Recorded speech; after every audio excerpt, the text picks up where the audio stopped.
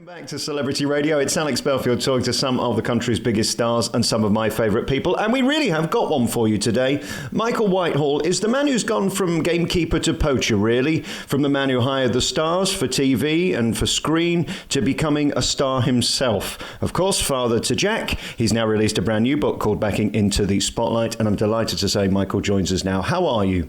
I'm extremely well, thank you. Very fit and very well. I would describe you as delicious. Oh, well, I'm not sure about that. No, maybe not. I'll tell you what it is about you. You don't want to be here, and that's what is so infectious. In a world where everybody wants to be a star and, more importantly, a celebrity, you're not really interested, are you? No, I have to say I'm not. I mean, to be honest, if I had spent my whole life doing insurance or a solicitor or something, if I'd had a job, in other words, that had nothing to do with show business for all my life, and suddenly at the age of 75 my son became a famous comedian, that I've been at film sets for 45 years, and it's not anything that appeals to me. I think if it had appealed to me, I would have started it a bit earlier. It's an extraordinary business, isn't it, where you can be the biggest star one day and nothing the next. You can be the front page news one day and then they don't care the next. It's so fleeting, and I think being an agent, you must understand that better than anyone. No, absolutely, yes. I mean, the great thing, of course,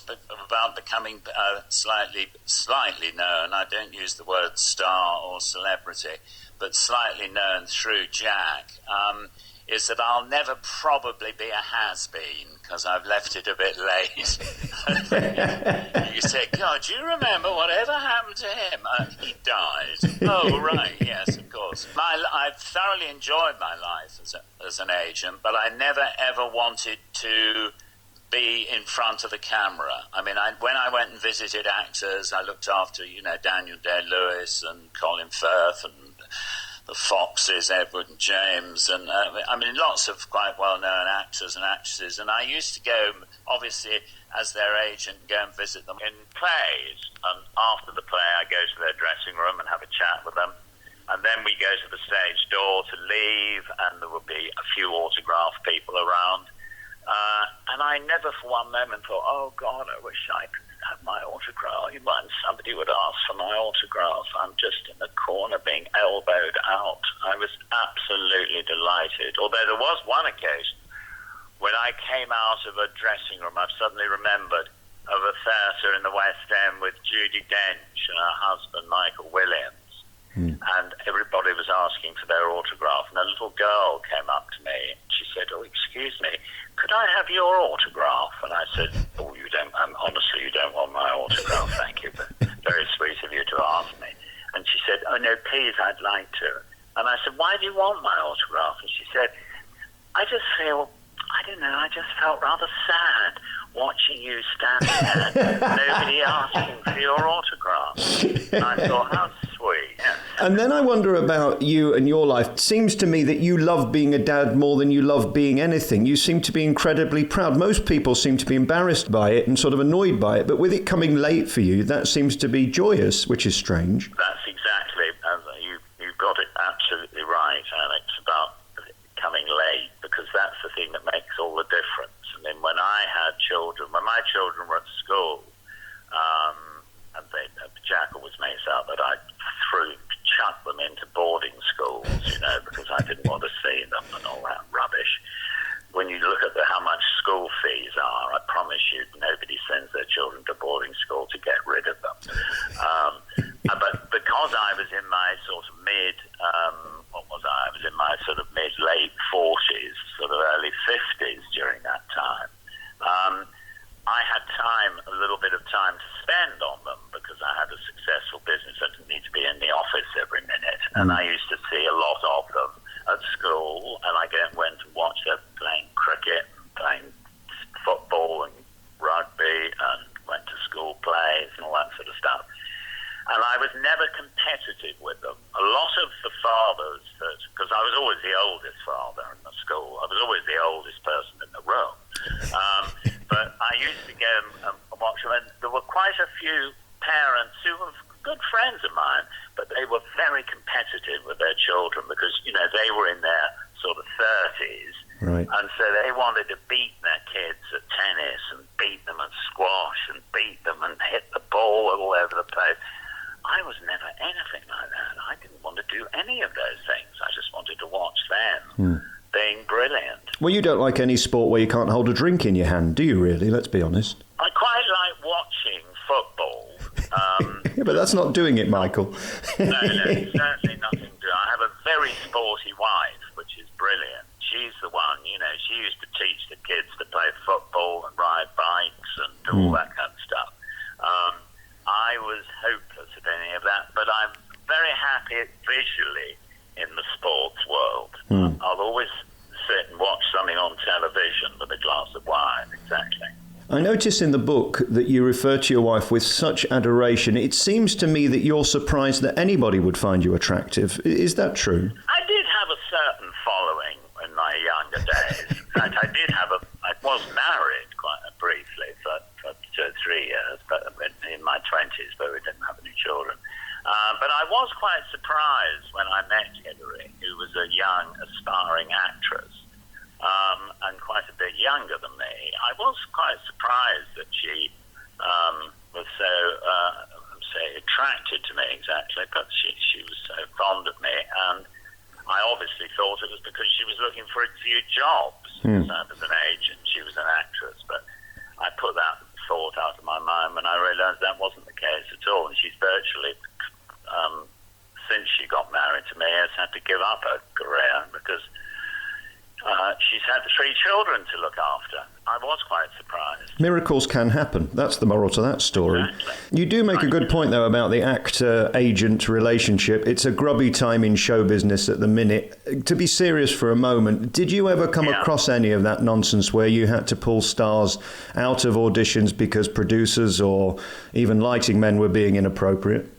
Not really. I mean, there were sort of jokes in the business. I'm talking about in the sort of 70s and 80s, but they were kind of jokes about, if you went to see this agent, if you were a young actress and went to see this agent, he'd chase you around the desk a few times before you actually got to have a conversation with him.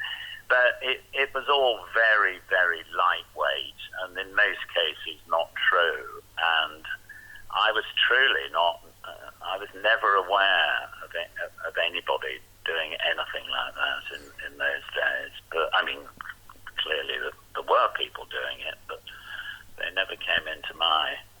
I think probably because without being too conceited, I was in the high end of the business. Right. Even when I started, I was an assistant to one of the top agents in London. I think at that level. You'd never have got up to that level as a producer or a director if it was all based on chasing people around desks and worse than that. The chemistry you've got with your son, particularly on screen, is so easy, it's so relaxed, it's so witty, it's so natural. That, of course, takes a lot of time and skill. Were you always funny, and were your parents funny with you like you are with Jack? Yeah, they were kind of. My father had a very sort of dry sense of humour, and he was very amusing. I always had, this may have been one of the reasons why, although everybody very sweetly says what a top agent I wasn't that top. I was quite an acquired taste for actors as an agent. I think part of it was that I was a bit of I probably talked too much, and I was being funny and saying witty and amusing things, whereas really agents ought to just keep their mouths shut, just do good deals, stay in their offices and not go sort of flying around the place, being witty and amusing. I think Jack saw me at, we had dinner parties. I was always very social with my clients, and I used to ask them for dinner and stuff, which some agents didn't do, but I liked being friendly with them in that way. And I think Jack used to sit at the table sometimes and just think, yeah, they're all laughing and Daddy's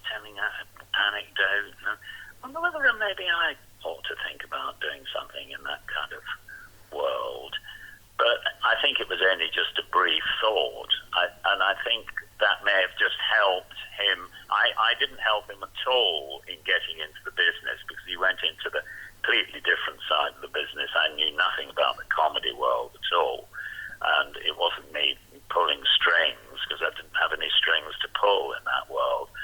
But he really wanted to be a comedian, and he worked so hard at it. And, you know, the idea that he just sort of fell into it and became a big star was not true at all. Mm-hmm. It was a lot of terrible hard graft. And it's a miserable life, isn't it, on the road? If you're one of those club comedians that's doing sort of 20, 30 people a night for 50 quid going around the country.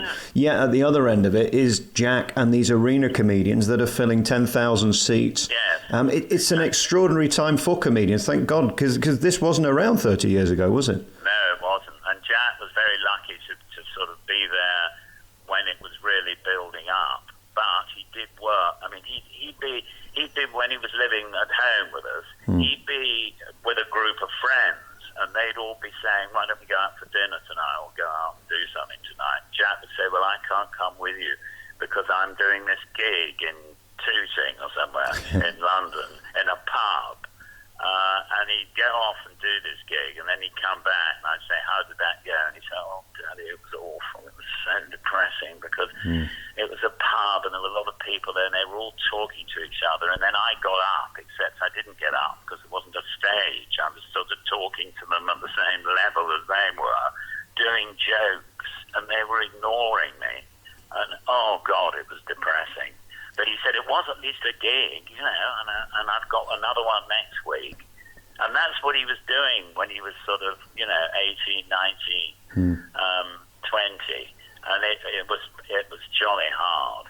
He's now 29 and still calls you Daddy. Is that okay? Because if I called my dad Daddy, I think he'd probably either punch me or ignore me. No, I quite like him being calling me Daddy. Yeah, I mean, It's cute. I think he only calls me Daddy too. I'm 77. I think if I was sort of 47 or something like that, it wouldn't be very macho. But when you're an older father, you see all your children all look after you and are nice to you all the time. The only person who thought it was really weird was that man, whose name I've forgotten now, called, not George Segal, he's called Steven Seagal. Oh, there you are. Steven Seagal, we met when we were doing that Travel to My Father show. Yeah.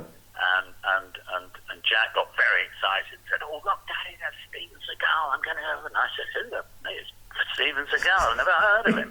And he said, I'm sure you've seen mentioned all these films I've never heard of. Anyway, he went over and he introduced himself. He was so excited. And then he turned over to me and said, "Daddy, come and meet Steve Seagal." And Steve Seagal looked at Jack and said, "You still call your father Daddy?" Which was kind of slightly weird. Is it ever normal when celebrities know who you are before you introduce yourself? Because that is bizarre, isn't it? Yeah, I suppose. Yes, I suppose it is.